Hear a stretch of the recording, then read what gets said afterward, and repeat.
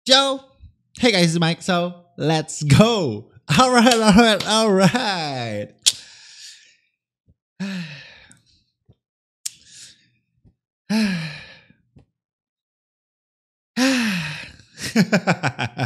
Oke guys, jadi hari ini kita akan bahas tentang race Jeddah kemarin.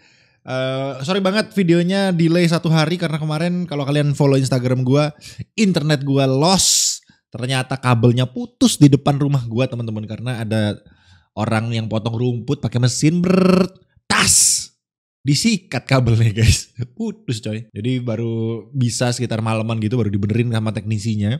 Untungnya bisnet cepat, jadi thank you so much bisnet. Ya walaupun jadinya ke delay gitu ya. But ya, yeah, it's okay. Karena berita yang masuk jadi lebih banyak teman-teman. Jadi banyak yang bisa gue bahas. Tapi sebelumnya jangan lupa untuk like dulu videonya, tinggalin komen di bawah, share ke teman-teman kalian, dan of course buat kalian yang belum subscribe, klik di subscribe button, bantu gue ke 100.000 subscriber di tahun ini. Kalau bisa gue salto di perumahan gue. Gak tau lah, pokoknya kalau bisa keren. 100.000 subscriber tahun ini ya. Thank you so much. Langsung aja, jangan lupa follow Instagram gue juga guys ya. Dan kalau yang tertarik beli merch gue, kalau kalian suka merch yang ini, mungkin komen di bawah ya. Karena ini belum keluar dan akan segera keluar, gue rilis nanti ya. Murah aja, rencana gue jual ini cuma 85.000 temen. Jadi lebih murah dari yang sebelumnya. Oke, enough promosinya. Langsung aja kita akan bahas Jeddah kampret kemarin. Let's go.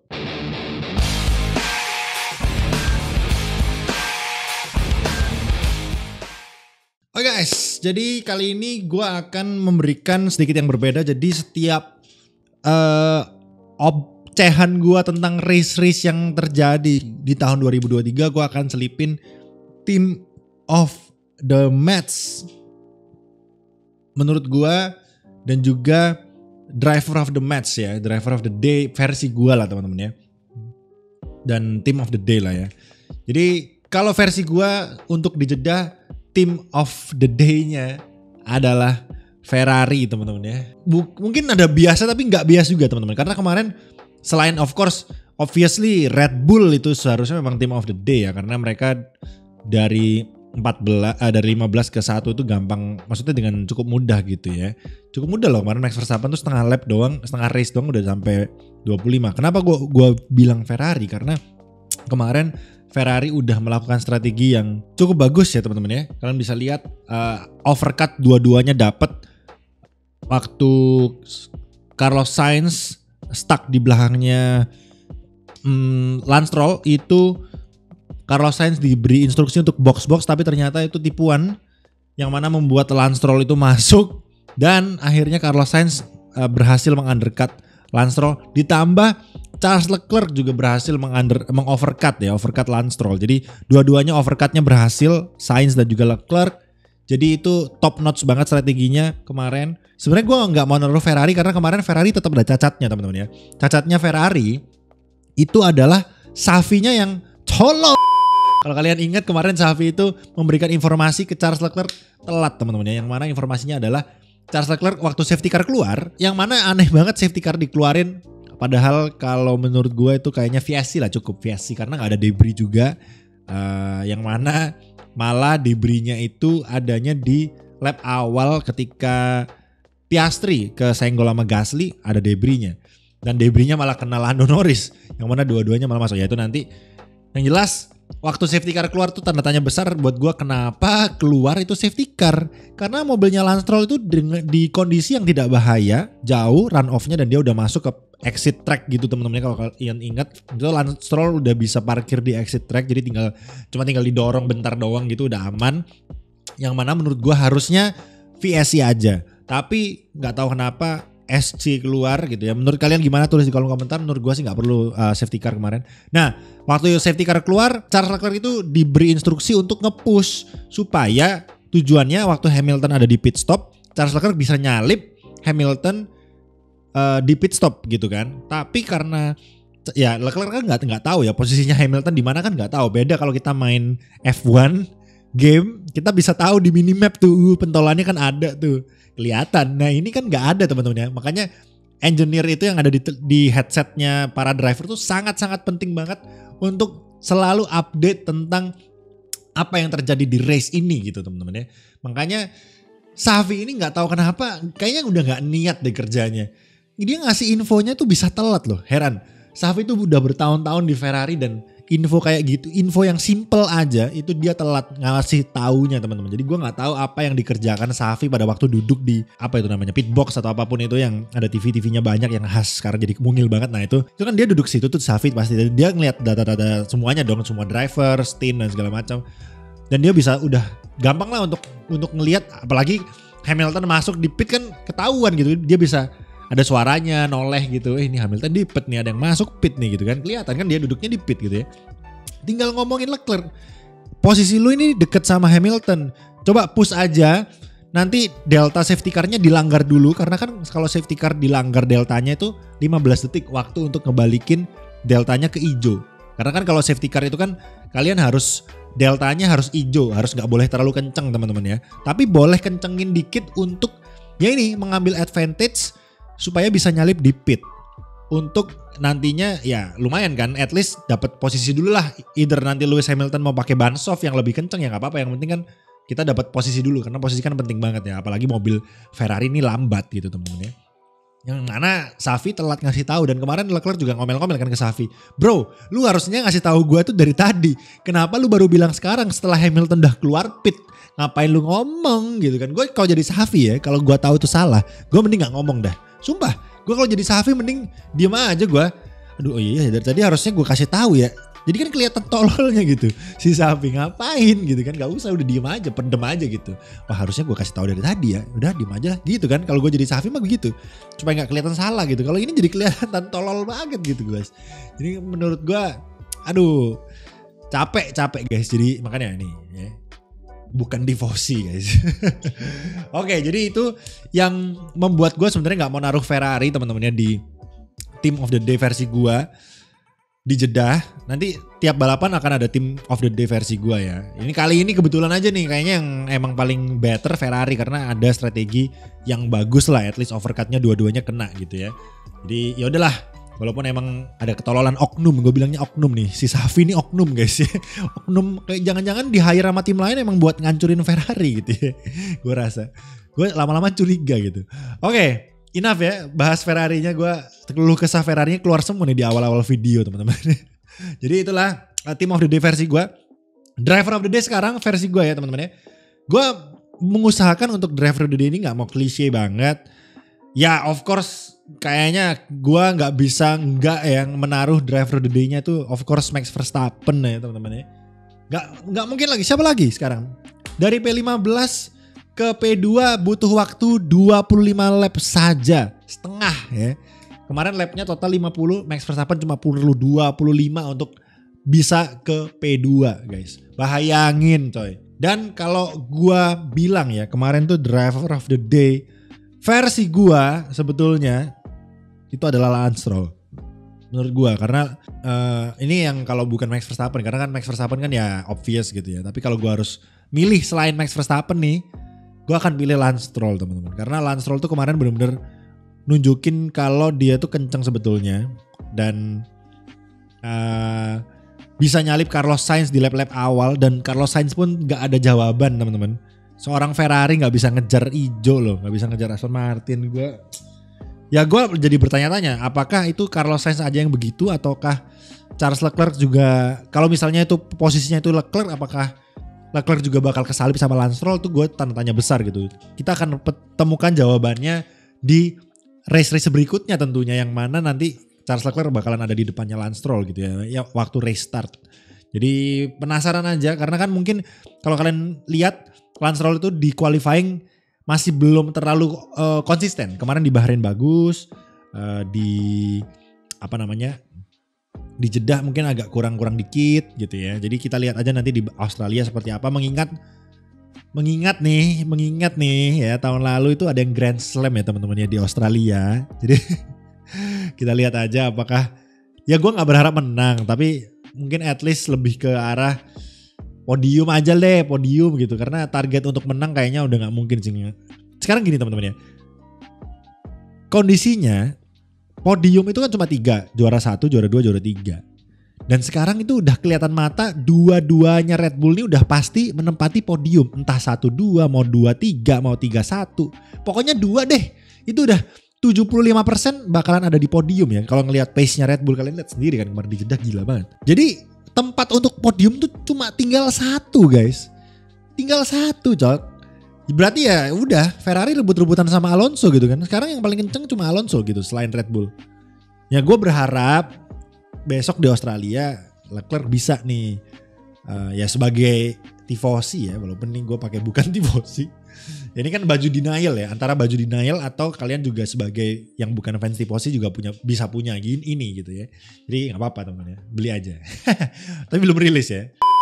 Masalah gini teman-teman ya, di data ya di Jeddah kemarin itu Ferrari itu datanya gue nemu di internet, gue kayaknya nggak download jadi gue nggak kasih lihat kalian, tapi ada, kalian cari aja di Twitter banyak. Ferrari itu 0,7 lebih lambat ketimbang tahun lalu di Jeddah teman-teman. Per lapnya, pace lapnya Ferrari gitu.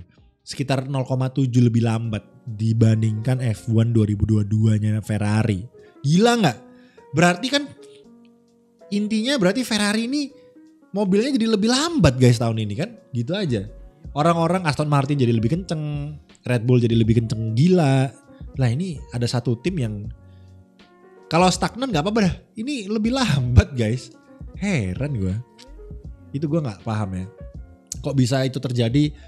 Gue kurang tahu apakah karena proses pergantian tim dan lain-lain. Maksudnya pergantian tim prinsipal dan lain-lain membuat Ferrari kocar-kacir. Gue juga gak tahu. Yang bisa menjawab hanya Ferrari. Yang jelas ya mereka gak mungkin bocorin ya kenapa ya. Karena itu kan malu ya guys ya. Ya untungnya Mercedes masih bisa konsisten dengan mobilnya. Maksudnya pelan, tapi pelannya tuh gak turun gitu. Gak kayak Ferrari. Ferrari kan turun nih.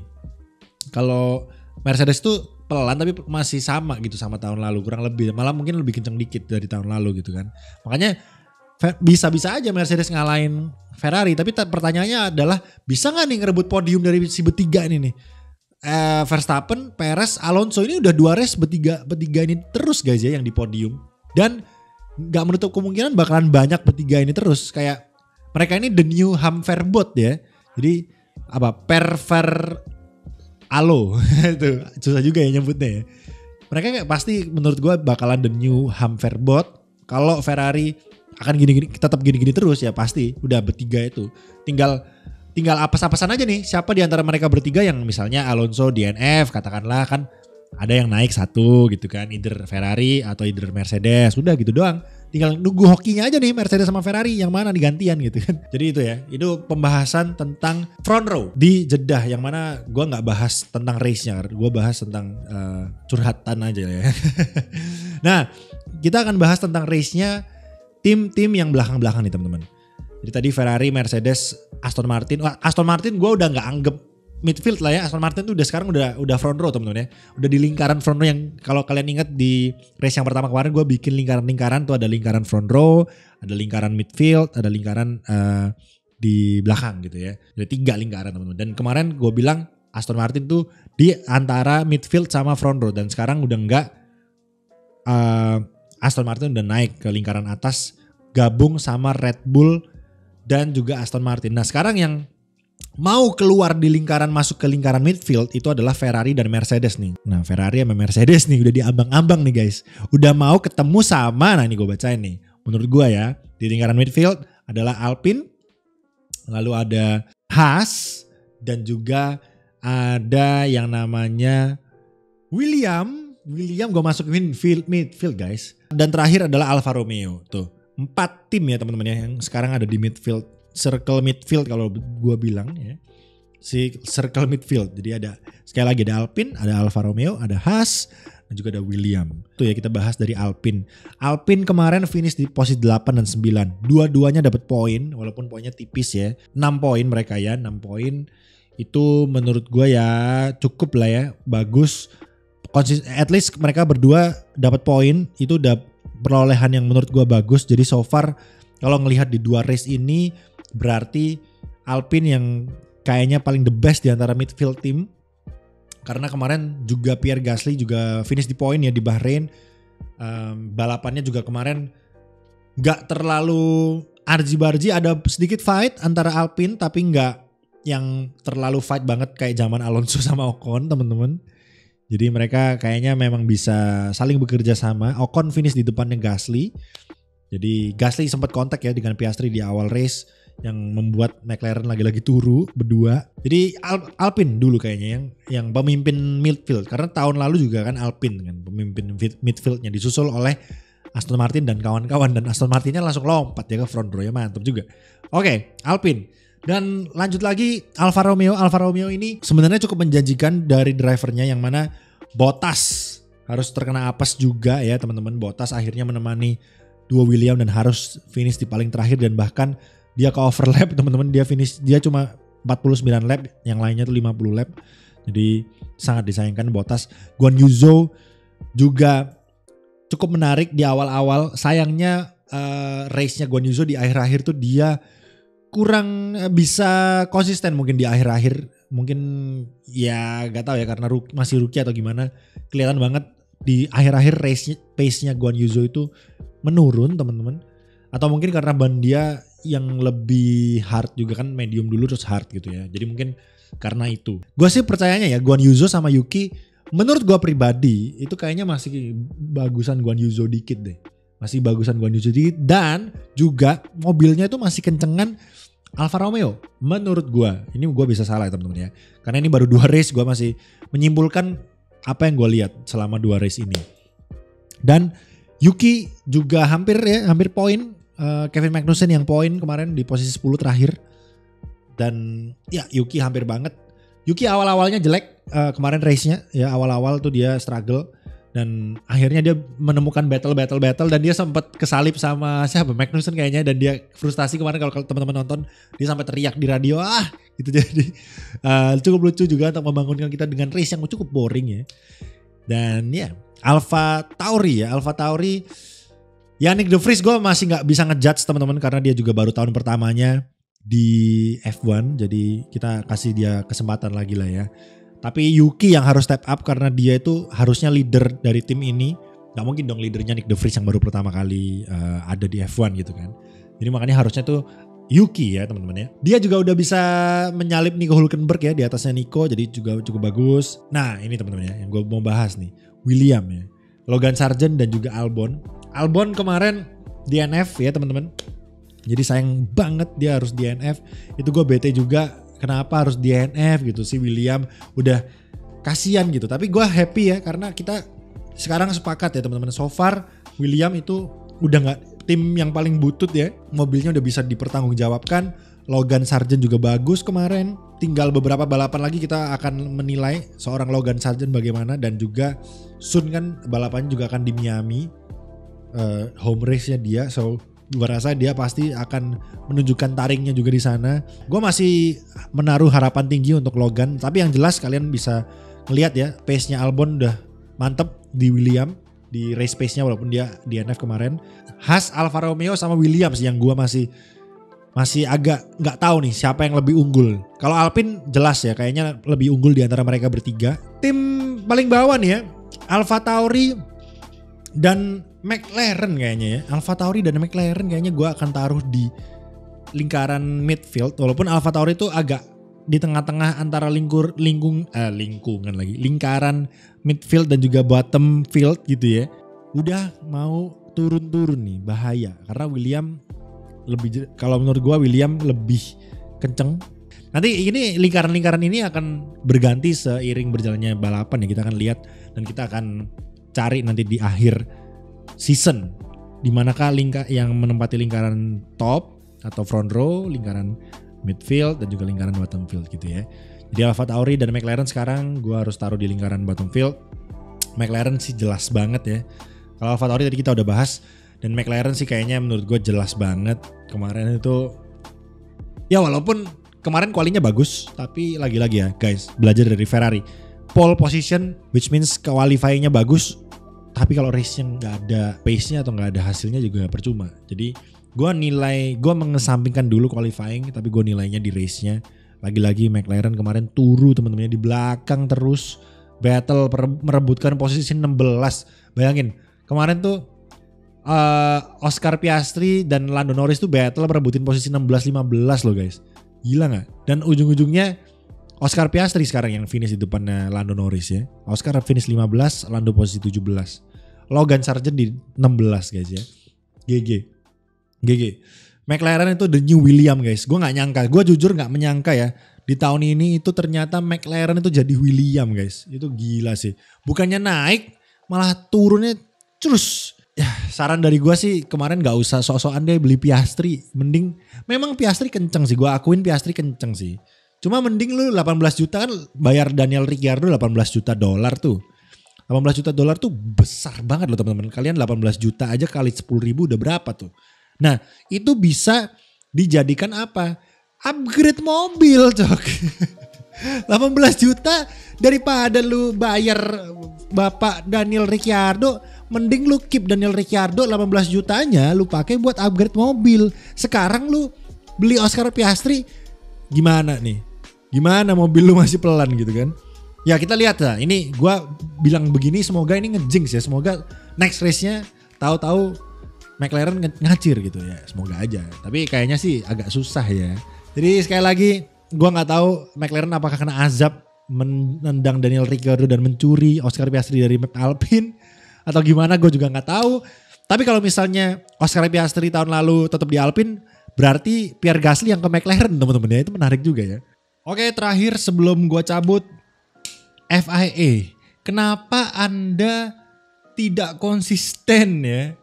Fernando Alonso dikasih penalti, dicabut lagi guys. Aduh. Tolonglah kurangin tracknya. Kurangin. Dah itu doang dah. Nanti pembahasan lebih panjangnya masalah cabut-cabutan ini kita bahas di turning point aja guys ya. Itu aja sih. Gue kayaknya udah ngobrol panjang lebar dan hampir 30 menit teman-teman ya. Semoga gue bisa edit ini di under 30 menit. Dan ya silahkan tulis di kolom komentar aja menurut teman-teman kayak gimana race kemarin. Kalau gue sih setelah lap 25 gue udah bosan banget sampai gue jualan topi kemarin. Dan ya silahkan kalian tulis aja team of the day versi kalian siapa dan driver of the day versi kalian siapa. Tulis di kolom komentar. Thank you so much for watching. Jangan lupa guys sekali lagi leave a like, komen di bawah, share ke teman-teman kalian, dan kalian subscribe, klik di subscribe button, bantu gue ke 1.000 subscriber semuanya tahun, dan jangan lupa untuk follow Instagram gue juga, dan yang tertarik beli merch gue, PM gue di Instagram aja, gue pengen tahu, ini belum terbuka, tapi soon gue akan buka pre-ordernya namanya. Terima kasih banyak, and itu aja, see you on the next race, bye bye, peace out guys, stay safe, and keep smile, gak racing, gak asik coy.